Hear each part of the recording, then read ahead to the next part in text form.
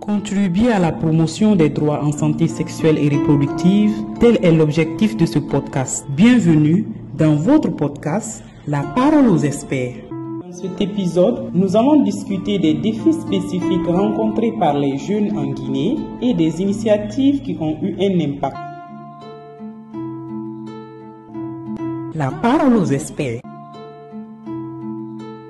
Nous avons avec nous aujourd'hui notre expert, Monsieur Abou Baïmouna Diallo, qui est un défenseur chevronné des droits en santé sexuelle et reproductive et le président du réseau des jeunes ambassadeurs pour la santé sexuelle et reproductive. Sans plus tarder, nous allons lui passer le micro. Alors, Monsieur Abou, est-ce que vous pouvez nous parler de quelques défis spécifiques rencontrés par les adolescents en Guinée en matière de santé sexuelle et reproductive? Merci beaucoup pour la question. Je pense que c'est une question très pertinente. Parlant des défis que les adolescents et les adolescentes rencontrent en Guinée en matière de la santé sexuelle et reproductive, la toute première abord des choses, il faut dire que les jeunes sont confrontés aux défis de tabous liés à la sexualité et tous les mythes qui sont liés. Ce n'est pas du tout facile pour les parents de transmettre ce qu'ils n'ont pas reçu, et nous sommes nés dans une société où le sexe est carrément considéré comme tabou. Donc on n'en parle pas du tout, ce qui veut dire qu'il y a une absence, alors là vraiment une absence d'éducation complète à la sexualité, non seulement dans les familles mais également aussi même au niveau de l'école. À l'école, certes, on parle souvent de la sexualité, mais c'est peu développé. Donc, ça fait qu'il y a beaucoup de jeunes qui n'ont pas d'informations et qui se lancent dans la sexualité sans pourtant avoir des informations nécessaires là-dessus. Ce qui fait qu'ils tombent dans des pièges comme des grossesses non désirées, la contamination aux IST, VIH, SIDA, ainsi de suite. Donc, le deuxième défi que je peux aussi parler, c'est le défi lié à l'accès aux services. Vu que le sexe est tabou, mais les services qui sont là également ne sont pas du tout accessibles. Non seulement géographiquement dans certains lieux, mais également aussi ils ne sont pas là en quantité. Et même quand tu viens souvent, tu demandes certains services, il y a la stigmatisation. Certains te demandent carrément paye ta ibara follow, ce qui veut dire est-ce que tu as déjà commencé et tout. Oui. Donc ces stigmatisations liées vraiment à la sexualité font que les jeunes vraiment n'arrivent pas à avoir accès à ces services-là. Donc principalement, ce sont vraiment ces deux principaux défis que je peux lister. Comment les programmes peuvent-ils être adaptés pour mieux répondre aux besoins des jeunes en Guinée? Il faut dire que pour mieux adapter les programmes aux besoins des jeunes en Guinée, il faut vraiment que le gouvernement accélère l'intégration de l'éducation complète à la sexualité. C'est vrai que nous sommes dans le processus depuis très longtemps, depuis 2018 déjà, mais ça prend assez du temps. Ce qui fait vraiment que jusqu'à présent, ce processus n'avance pas. Donc le gouvernement doit accélérer cette intégration.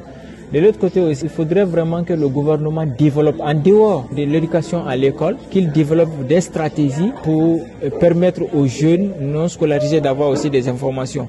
Voici ce qui fait que nous, des organisations de jeunes, développent des initiatives, des campagnes de sensibilisation, des applications mobiles pour mettre à la disposition des adolescents et les jeunes afin qu'ils puissent avoir vraiment des informations, qu'ils soient scolarisés ou non scolarisés. Ce sont vraiment ces initiatives qui peuvent permettre d'adapter les programmes, en tout cas aux besoins spécifiques des adolescents et les jeunes. Merci pour toutes ces précisions. Alors, est-ce qu'il y a vraiment eu une initiative qui a eu un grand impact ici en Guinée dans ce cadre? En matière de santé sexuelle et reproductive chez les adolescents et les jeunes, il faut dire qu'il y a eu vraiment un programme, surtout le programme de lutte contre le VIH-SIDA. Tout le monde sait qu'avant que ce programme-là n'arrive, il y avait vraiment beaucoup de problèmes. C'était très très difficile pour parler de la sexualité. Mais à cause vraiment de ce programme, aujourd'hui, la donne commence à changer. C'est pourquoi j'aime dire souvent que moi j'ai espoir. Puisque nous les jeunes qui sont là aujourd'hui, nous sommes conscients qu'il faut vraiment qu'on encourage le dialogue parent-enfant sur la sexualité, d'accord? Et ça fait que nous grandissons avec ça, d'accord? Nous grandissons avec ça, ce qui veut dire que quand nous serons les parents, c'est-à-dire nous les enfants d'aujourd'hui, oui, quand nous serons les parents de demain, on va vraiment assurer cette éducation. Ce qui veut dire vraiment il y a l'espoir. Le combat qu'on est en train de mener aujourd'hui sera vraiment un combat du passé.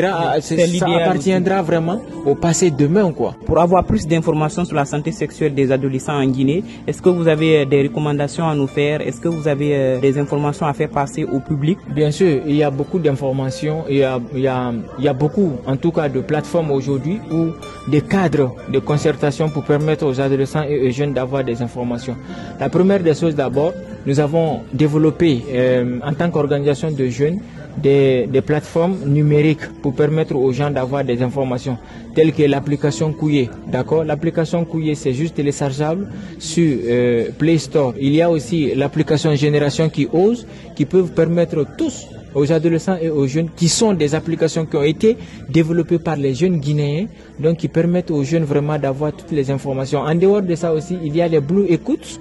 Nous avons des centres jeunes qui sont au sein des Blue Jaunes, notamment la Blue Écoute de Kaloum, où les jeunes peuvent venir pour avoir toutes ces informations. En dehors de ça, nous faisons toujours des campagnes de sensibilisation, que ce soit sur le terrain, mais aussi sur les réseaux sociaux. Donc les adolescents et les jeunes peuvent s'abonner sur nos canaux de communication afin d'avoir vraiment ces informations. La parole aux experts. Merci à notre cher invité, M.